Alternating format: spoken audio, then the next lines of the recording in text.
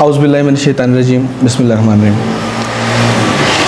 हम यहाँ पर इंटरमीडिएट क्लासेस और 9-10th का सेक्शन बैठा हुआ है और हम लोगों ने यहाँ जिस मकसद के लिए ये सेशन रखा है वो मैं दिन में आपको बता चुका था, बल्कि 2-3 दिन पहले मैंने आपको बताया था कि हम किस मौजू पे बात करेंगे, वालिदैन के एहतराम पे, ठीक है।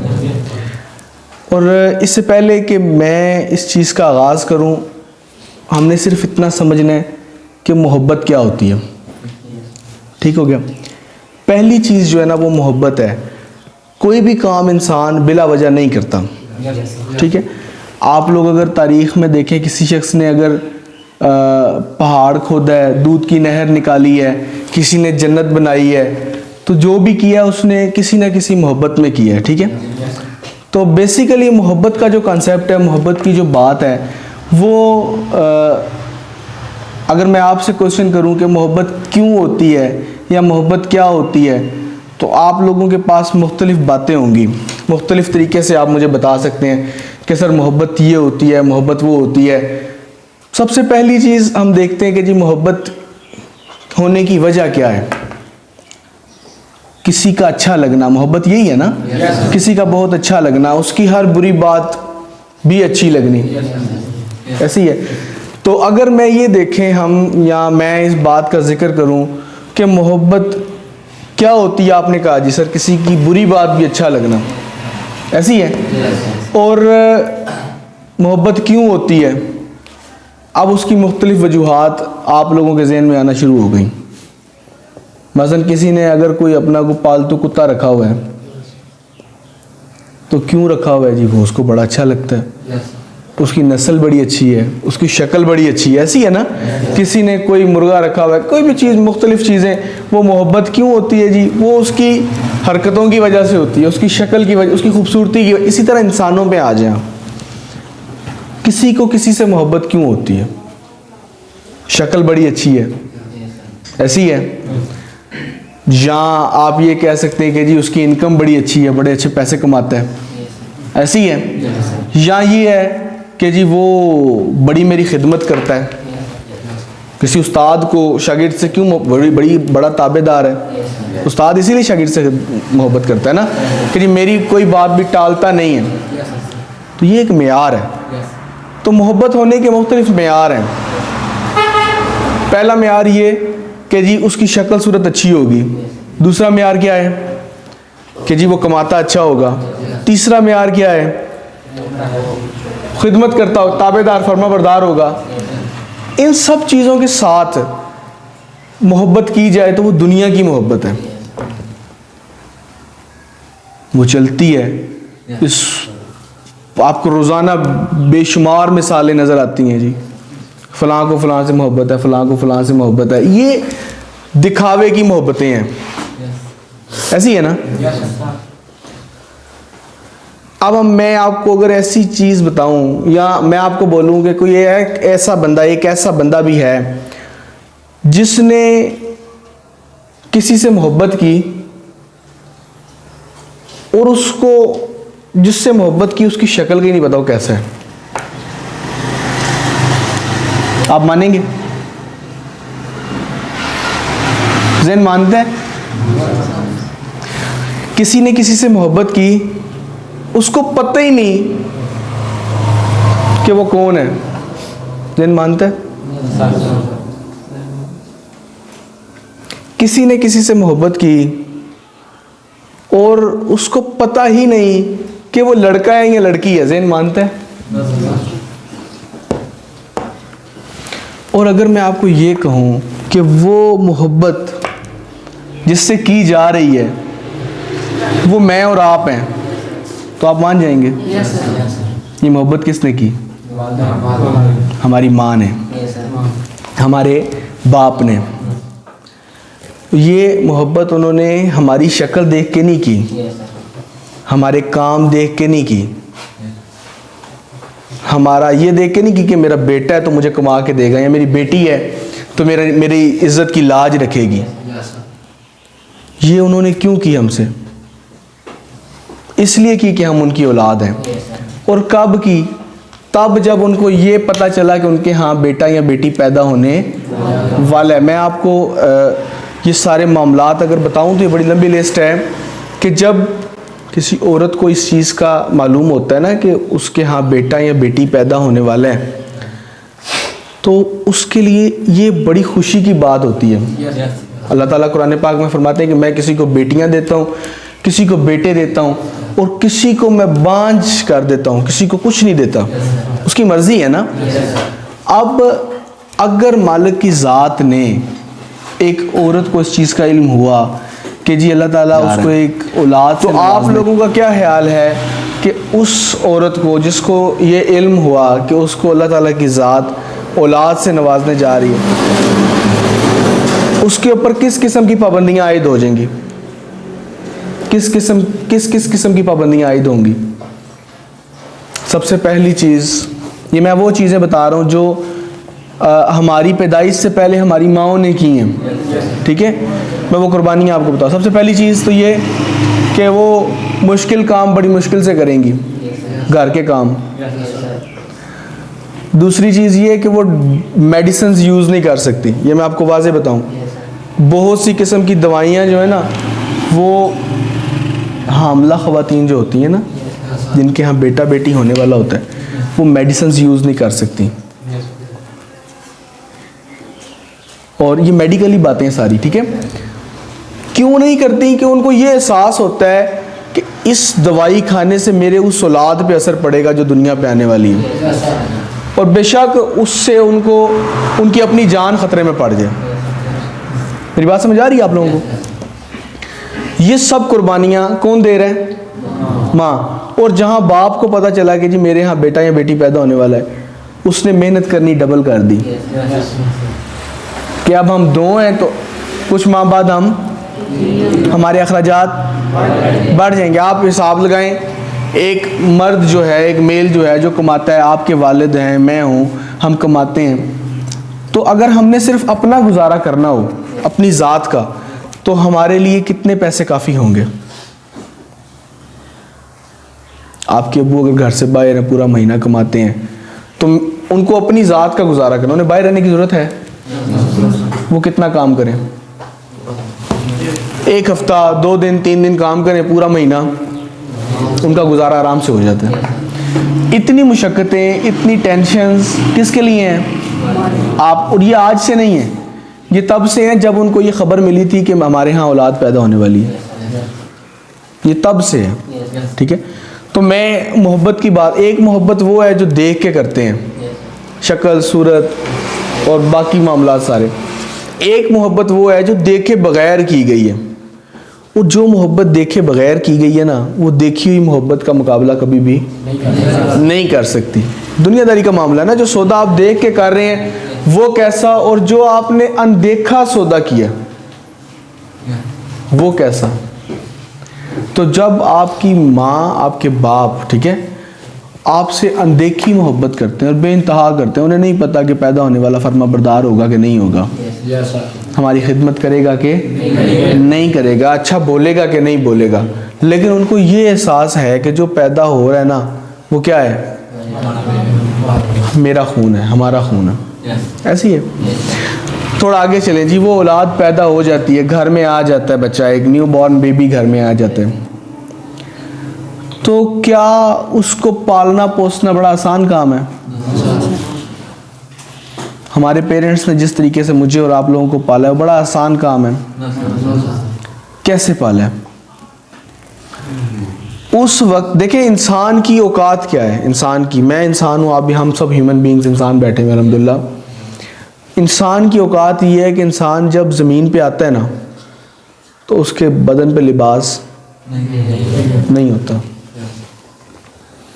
और जब वो जाता है ना, तब भी उसको लिबास कोई और पहनाता है, खुद वो पहनने के काबिल है।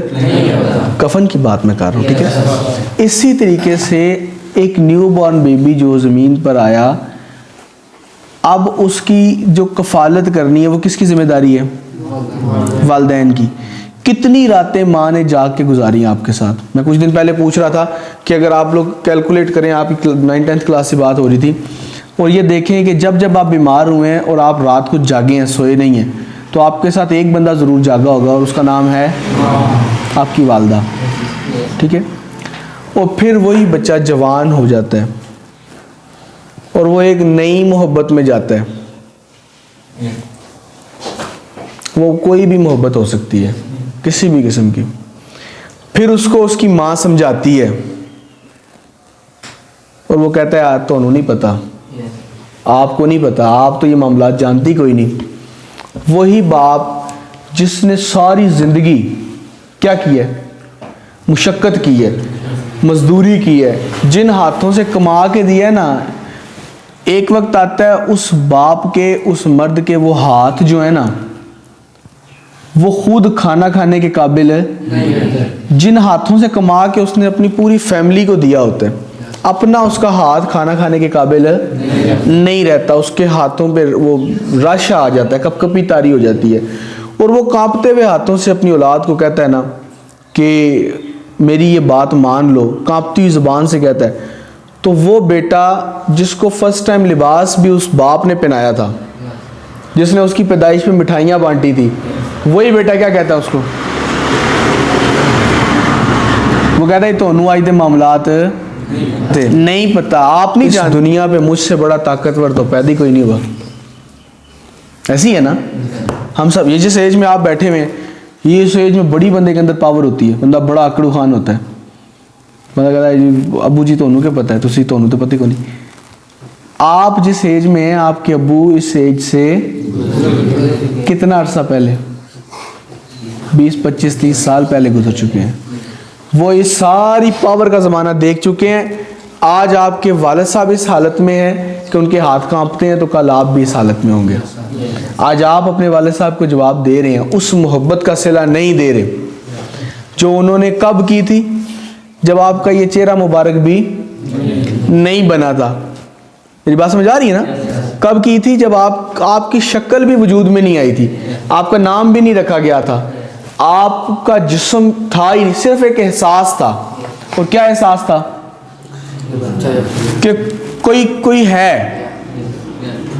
यह भी नहीं पता था कि जी वो कौन है, बेटा है या बेटी है। सिर्फ एक एहसास था, और इस एहसास के लिए उस वालदा ने जिसने हज़ारों कुर्बानियाँ दी, आप और मैं, हम सब मिल के जब ये करते हैं तो फिर हम क्या करते हैं, हम ज़रा ख्याल नहीं करते कि इस दुनिया में सबसे पहली मोहब्बत जिसने मुझसे की वो कोई और नहीं, वो मेरी माँ है। और हम सबसे पहले नज़रअंदाज उसी को करते हैं। हम ये भूल जाते हैं कि इस दुनिया में सबसे पहली मोहब्बत जिसने की वो कोई और नहीं, वो कौन है? माँ है, हमारा बाप है। भूल जाते हैं। और फिर उसका सिला क्या मिलता है? उससे आगे चलें। उसका सिला मिलता है कि ये मकाफात अमल है। वक्त गुजरता जाता है, गुजरता जाता है, गुजरता जाता है, और एक वक्त ऐसा आता है कि आप को इस पता चलता है कि जी आपके यहाँ औलाद पैदा होने वाली है, और आप अपने वालिद की तरह खुशियाँ मनाते हैं। और फिर जो पैदा होता है वो उसी तरह आपको सारी ज़िंदगी तड़पाता है जैसे आपने अपने वालिदैन को तड़पाया। आज का लेसन सिर्फ इतना है कि ये कोशिश करनी है कि आपकी ज़ात से ना किसी को नुकसान ना पहुंचे, आपकी ज़ात से किसी को तकलीफ ना पहुंचे। मैं आपको एक छोटी सी बात बता दूं, उसके बाद बस आपको आज का लेक्चर ख़त्म करते हैं। बाबा जी इशफाक अहमद साहब किस किसने देखे हुए हैं? Just raise your hands. जाविया प्रोग्राम सुना है आपने? बहुत पहले लगता होता था। वो कहते हैं कि मैं ना अपने बाबा जी के पास बैठा हुआ था, उनके टीचर थे। कहते हैं कि कहीं पर ना मवेशियों का मेला लगता था मुल्क में, ना पता नहीं किसी शहर का मैंने पढ़ा था। कहते हैं वहां पर मवेशियों का मेला लगता, मवेशी समझते हैं, ये जानवरों का मेला लगता था। और जानवर जो थे वो अच्छी नस्ल के जानवर वहां पे शो किए जाते थे ना, और जिसका जानवर सबसे अच्छा होता था उसको इनाम भी मिलता था। वो कहते हैं हर साल मुझे ना, गालिबन मुल्तान में, मेरे ख्याल मुल्तान की बात है, वो कहते हैं हर साल मुझे वो लेटर लिखते थे। हर साल वो मेला लगाने वाले बंदे जो हैं वो मुझे खत लिखते थे और मुझे इनवाइट करते थे कि सर आप जो हैं वो आए और हमारे मेले की शान बढ़ाएं, हमारा भी तो आप पे हक है ना। वो कहते हैं हर साल मैं उनको ना नहीं करता था, टाल देता था। एक तो होता है ना करना कि मैं नहीं आऊंगा, कहता था आऊंगा या अब देखते हैं, तो कहते हैं मुझसे जाने नहीं होता था। तो कहते हैं कि ना इस साल भी मुझे लेटर आया, तो अब मैंने सोचा कि यार इतने साल हो गए मैं इनको टाल मटोल कर रहा हूं, तो मुझे जाना चाहिए। कहते मैं चला गया, प्रोग्राम बना लिया मैंने, लेटर आया। कहते मैंने अपने बाबा जी से पूछा क्या मुझे जाना चाहिए, उन्होंने कहा जी जाओ। अब अशफाक अहमद साहब एक टीचर थे, ठीक है। तो कहते मैंने अपने बाबा जी से पूछा मैं जाऊं, उन्होंने कहा जाओ, लेकिन जाके ना वहां पर तुमने इल्म और अदब नहीं बांटना। तुमने उनको ये नहीं बताना कि जी मैं टीचर हूं, मैं इल्म बांटने आया हूं। इल्म नहीं बांटना, क्या बांटना है? मोहब्बत बांटनी है। वो कहते मैंने कहा मोहब्बत कैसे बांटूं? वो कहते हैं जो होगा वो दो। कहते मैंने कहा मेरे पास तो मोहब्बत है ही नहीं, मैं तो टीचर हूं, मेरे पास तो इल्म की बातें, जैसे कोई टीचर होता है, कोई मैथ का टीचर है, अब वो उसकी कोई भी बात होगी वो किससे घूम के आएगी? आखिर उसका मैथ भी होगा। कोई फिजिक्स का है, वो घुमा घूम के बात कहां जाएगी?